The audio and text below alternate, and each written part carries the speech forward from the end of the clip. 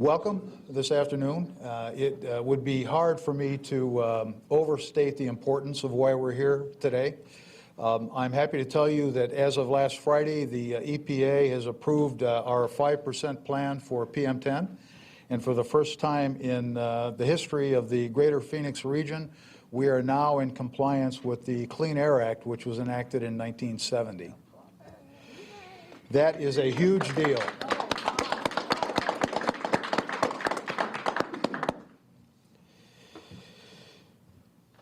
You know, I want to talk a little bit about regionalism while I'm up here.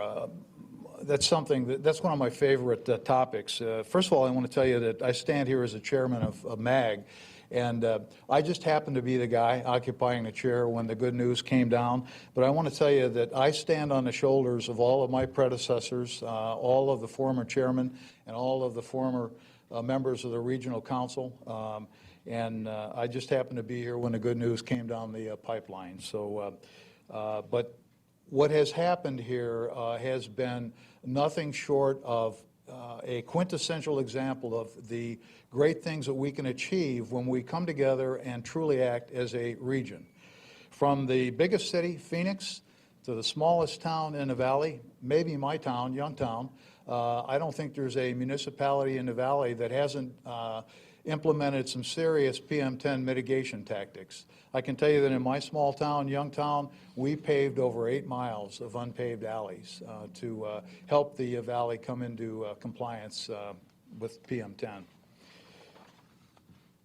I want to thank the EPA and especially Region 9 Administrator for its decision to approve the MAG 5% plan. We also want to thank Janet McCabe, Acting Assistant Administrator for the Office of Air and Radiation, who understood the unique challenges we faced as a dry desert region. And that's the key. We all know we live in a desert. Every time we break the desert crust, we create dust, or PM10. I think clean air is something that we all, we all want clean air. Whatever your political persuasion or your philosophical bent, clean air is something that we all want. And I think we all want to achieve that sweet spot between a vibrant, vital economy and a clean environment. And we're there. This morning or this afternoon, I'm happy to tell you that we're there. I can tell you that the cities and towns in Maricopa County have implemented more than 100 aggressive measures to control and improve air quality. These measures include almost every conceivable control measure, including implementing controls on construction, using PM10 certified street sweepers, paving dirt roads, alleys, shoulders, and parking lots, restricting activity on vacant lots, reducing speed limits on dirt roads, restricting off-road vehicle use, restricting leaf blowers, and best management practices that have been implemented for agriculture. In addition, aggressive public education and outreach efforts have made businesses and residents important partners in this effort. In a moment, we're going to provide an opportunity for the elected officials that are flanking me here to talk about and give some of the anecdotal information that they have about what they've done in their individual communities. But next, we're going to hear from the Mayor of Phoenix, Greg Stanton. He's going to talk about the City of Phoenix efforts. Then we will hear from our state and county air quality partners who are responsible for implementing and enforcing the plan. Mayor Stanton? Right.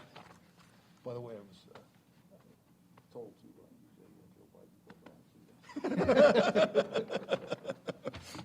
Well, Mayor LaValle, first off, thank you for your leadership, Mayor LaValle. Thank you for taking the time to do this important event.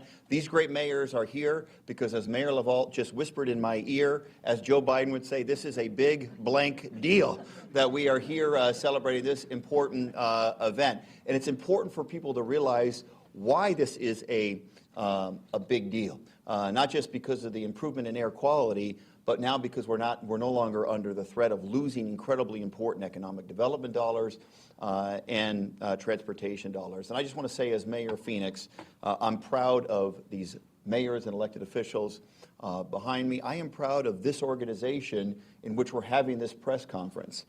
This is why MAG exists. MAG exists to bring the leaders of this community together to solve tough issues. And when the EPA issued their order that we were not in appropriate compliance on air quality issues, we had a tough, soul-searching decision to make. Do we sue them? What do we do? No. What this region did, what these people behind me did, is they rolled up their sleeves and said, we're going to solve this issue. We're going to do right by air quality, and we're no longer going to put this region under threat of losing incredibly important transportation and economic development dollars. And we did so because MAG brought us together to the table in a problem-solving way. And I just want to say that very publicly, that as mayor of the big city in the heart of the valley, I need these people around me. These are my teammates to do the right by this region, and I'm proud of how they came together on this important issue. And Dennis, I know you and your team really are owed a big thank you, and in particular, we owe a huge thank you to the Environmental Programs Coordinator, the specialist for MAG, Lindy Bauer. We would not be here without you, and I just want to publicly say a job well done. Please give her a quick round of applause.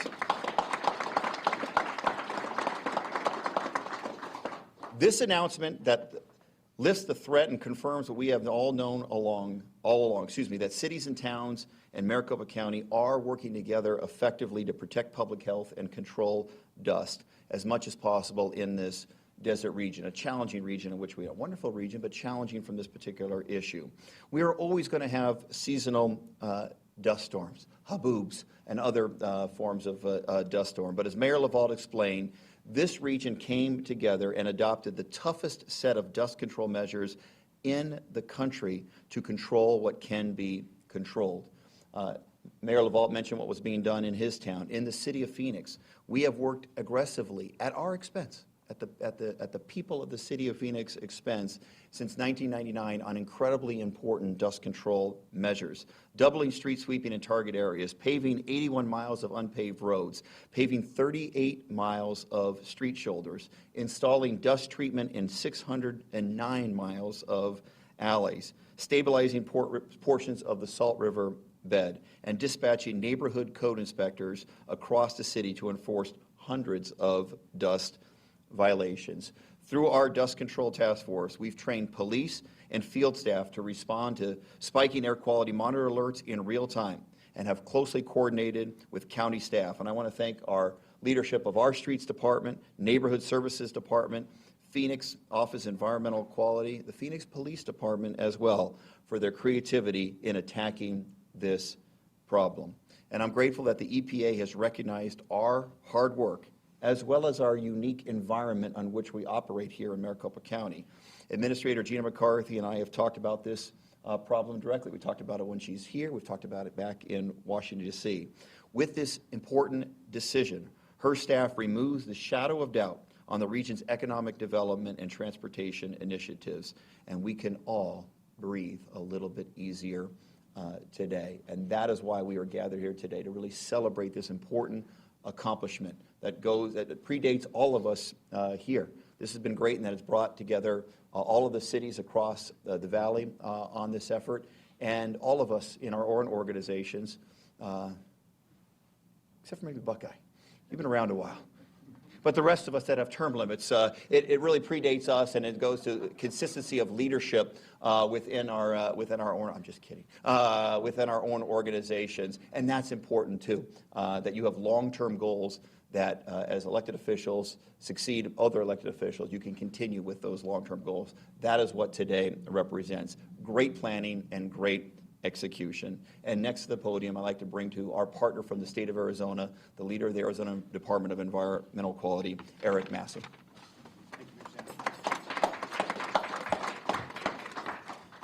Thank you all. Just a point of clarification, I'm actually just in charge of the air quality division, I'd like the promotion, but I wanted to thank you all for talking with us through this moment.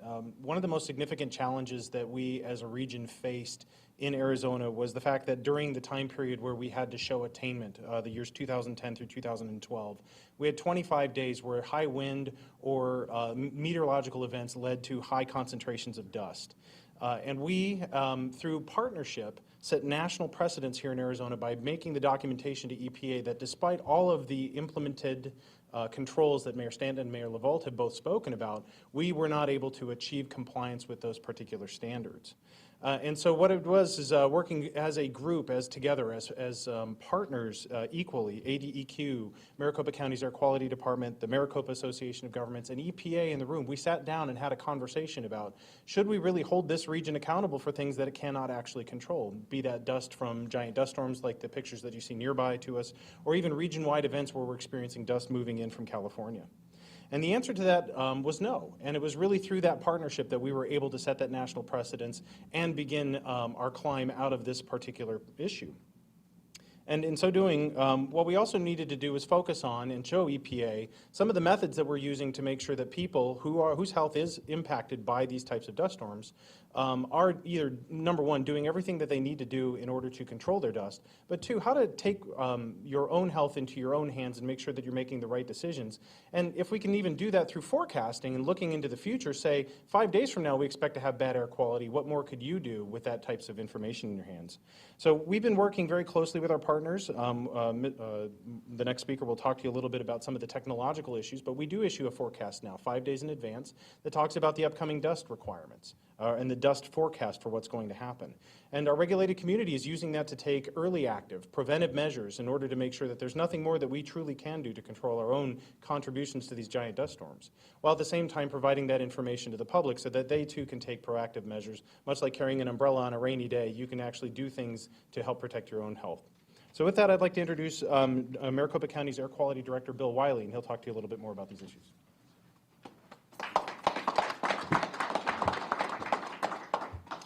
It's been a great partnership.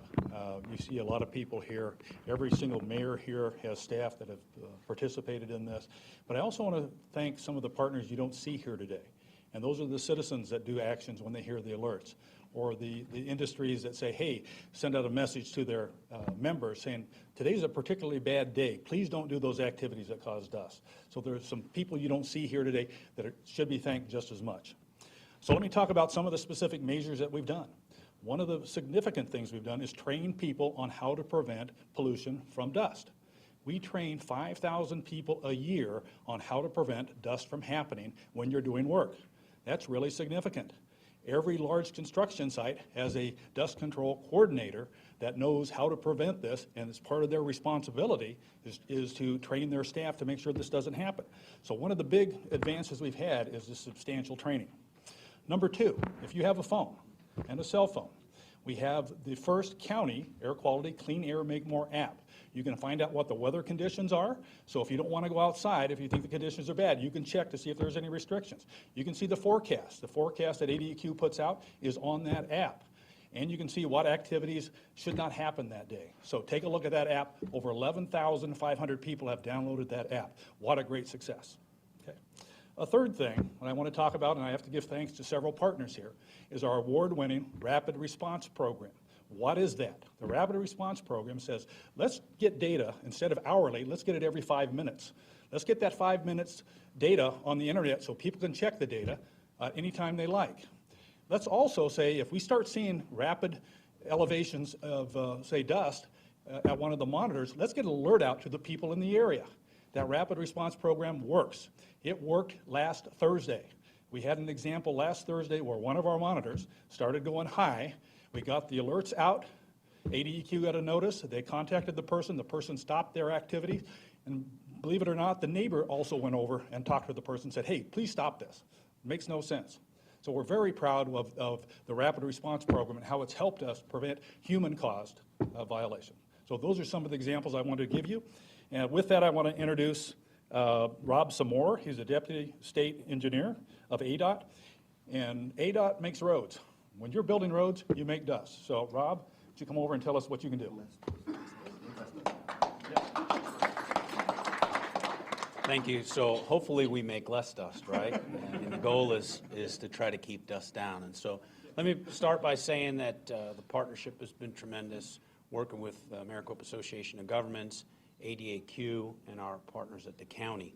Now, we know how important construction is to both the local economy and economic development in general. So we're going to do our best through these partnerships to continue to try to mitigate that fugitive dust. So what's fugitive dust? That dust that has a tendency to leave the project, becomes airborne, and causes us the challenges with PM10. So with that, we've got some regulatory requirements in our specifications that have our contractors filling out permits with the county that clearly state in their plan how they're going to control dust. And I'd be remiss if I didn't take a step back and say we wouldn't be as successful as we are today if we didn't have great partnerships with the contractors and the Association of General Contractors. You've heard a lot of ideas here about different notifications that have gone out, alerts. We are part of that email chain, so is the Association of General Contractors, and so we do very similar rapid responses when we get those types of complaints. But some of the measures that our contractors do take to minimize fugitive dust or that errant dust that has a tendency to leave the project include increased water. A lot of projects you see we do pre-wetting now, so we use water or other dust control measures, dust suppressants, cease work during high wind events, reduce vehicle speeds on construction projects. I think that goes for anyone who drives on dirt roads. If you can reduce your speed, you'll have a tendency to reduce the dust. Reducing number of trips that a project has to make in terms of going and getting aggregates or different materials. Covering our loads, I think that makes sense for anyone hauling, so we want to make sure that, that people are doing that. And then increase the use of sweepers. We've talked a little bit about the PM10 sweepers, so we're very conscious about track out. And one of the pictures that's filtering through the slideshow over here is a project with some dust, and so we want to make sure our contractors use controlled access points for construction and that they are also sweeping that dust. A couple of other things that we have participated, I mentioned the email. And so we do have an email that notifies us if we're in a high pollution day. As those monitors start to see an increased level of PM10, we get word out. But something else that ADOT has participated in with ADEQ is the no burn day. So not related to construction, but we have been using our variable message boards to notify the motoring public that it's a no burn day. And so we're trying to get those messages out. With that, I would turn it back over to Mayor LaValle.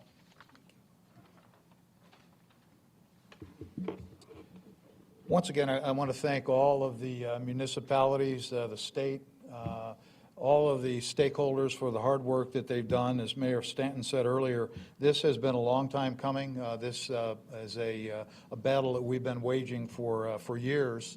Just before I ask some of the mayors to come up and share some of the tactics that they have employed to help mitigate PM10, I want to thank again the MAG staff. MAG was the tip of the spear in this battle, and this is something that's been ongoing since I've sat at the MAG regional table, which has been since 2007. So thank you, MAG staff. Once again, you've done a terrific job. I appreciate it. Thank you. Okay, I'm going to let me acknowledge, do you want me to acknowledge these people, Kelly? Okay. All right. We have Buckeye Mayor Jackie Meck. Jackie, thank you again for everything you do. We have Gilbert Mayor John Lewis. Mayor, thank you. Goodyear Mayor Georgia Lord. Mayor, thank you. We have Peoria Council Member Bill Patina. Thank you, sir, for being here. We have Chandler Council Member Jack Sellers. Jack, thank you. Appreciate it. We have Queen Creek Mayor Gail Barney. Mayor, thank you for being here. And Litchfield Park Mayor Tom Schultz. Thank you, sir. We have Fountain Hills Mayor Linda Cavanaugh. Thank you. And Phoenix Mayor Greg Stanton again. Thank you, sir, for being here. Appreciate it. Okay, ladies, gentlemen, would you like to come up and share PM10 stories? You bet. Jackie Meck, I'm Mayor of the City of Buckeye. We have an incident several times a year relating to agriculture. There is a monitor that's close to a field. When that particular farmer is disking or working the ground, there's any dust, then he's notified and he shuts down and waits till the wind goes down. So we're proud of the fact, not only of MAG and the partners with MAG, but what we have behind us. This is a great day. From a Gilbert perspective, it will be echoing the comments and appreciation for the leadership of MAG. They have brought us together, and with the team support, and that's what it feels like today, is a team celebration of the state and the county, and each municipality doing their part. This is a day of celebration. Gilbert would be similar to some of the other comments that we have added the official certified PM10 street sweepers to our asset list, and many of them we've identified unpaved roads that needed to be paved, alleys, parking lots where we could put dust suppressants on them, and the outreach to the community with web pages, with working with local business leaders, with areas of the town that needed to have some additional attention has been well received, and so the team effort continues both at a state level and at the municipalities. I hadn't planned to come up, but I think this is an example of the collaboration and cooperation we get from all the cities, and I think, Mag, thank you, you bring it together.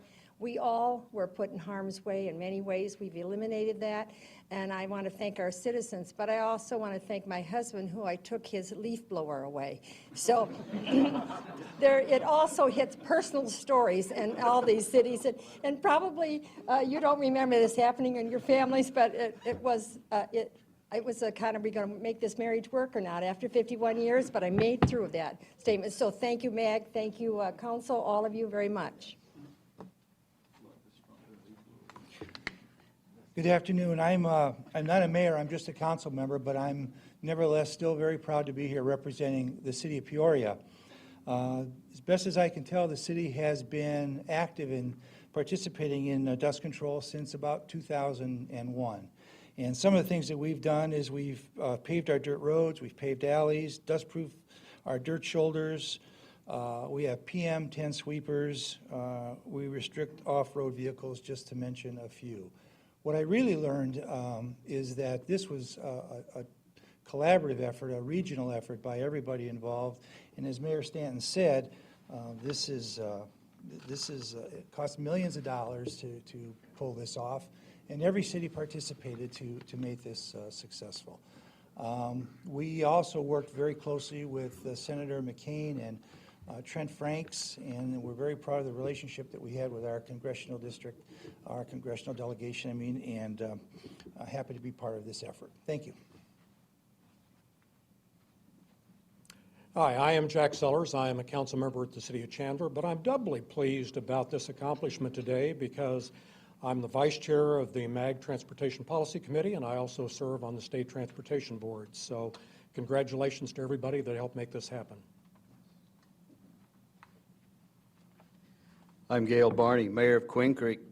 I farm for a living, and so I would love to have somebody come out this afternoon when I'm on that tractor disking to please tell me to go home.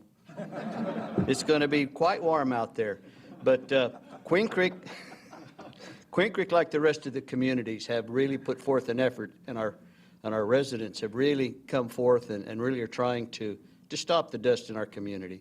We've had quite a problem with four-wheelers and ATVs out on our rural property, and we've made a very high effort public-wise to let them know that they are destroying lifestyle, air quality by using their equipment in an how am I trying to say it? Not an unsafe manner particularly, but when your neighbor is coughing up dust, you should slow down. And we're having a hard time getting some of our residents to slow down, but we're putting forth the effort. We've got monitors, we've got people taking pictures and sending them in, so our residents are really helping. So thank you, and I want to thank MAG for their efforts.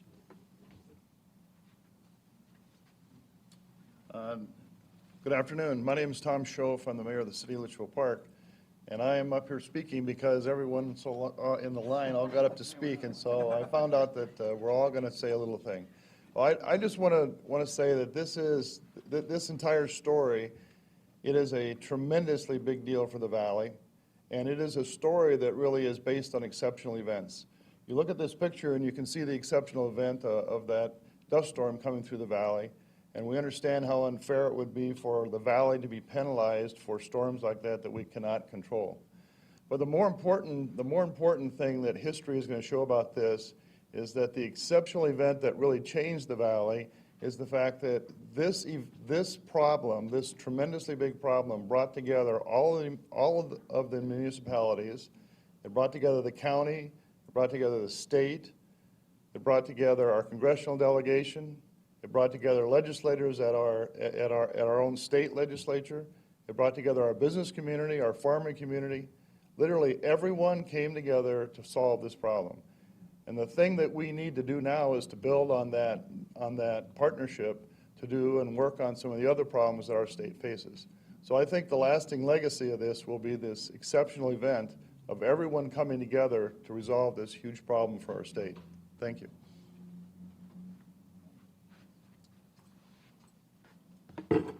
Hi, Mayor Linda Cavanaugh, Town of Fountain Hills. I am so pleased that our 5% plan has been accepted by the EPA. The staff here at MAG and all of my colleagues have worked tirelessly to get this approved, and I thank them for their hard work and their dedication to this project. I'm pleased that the EPA has recognized the unique, exceptional environment of Arizona as a desert community. My town of Fountain Hills loves the beauty of the desert and strives to preserve the desert environment in our town. We're also surrounded by large tracts of open desert on the Fort McDowell Reservation and McDowell Mountain Park. This can be a challenge, but we do whatever we can to mitigate dust that is within our control. We're in the process of paving all our alleys. Since not enough funds are available, we use leftover mill and overlay to cover the others to mitigate the dust. Town employees utilize the Clean Air Make More notifications that come out for HPA days. All construction sites are carefully monitored for dust control. We do a lot of public outreach also on our website, our own Channel 11, brochures and newsletters. Our citizens are our greatest helpers in our dust control. We want the best possible dust-free air for Fountain Hills residents and for the Valley to ensure better health and a better quality of life. Thank you. Thank you very much. Okay, once again, you can see this has been very much of a team effort. I want to thank all of the municipalities, and again, I want to thank staff. The staff is really, staff people are the ones that make us look good. We're just a bunch of elected officials, but whether it's MAG staff or county environmental quality staff or Arizona, state of Arizona air quality staff, you all make us look good. Thank you for all of your hard work, staff members.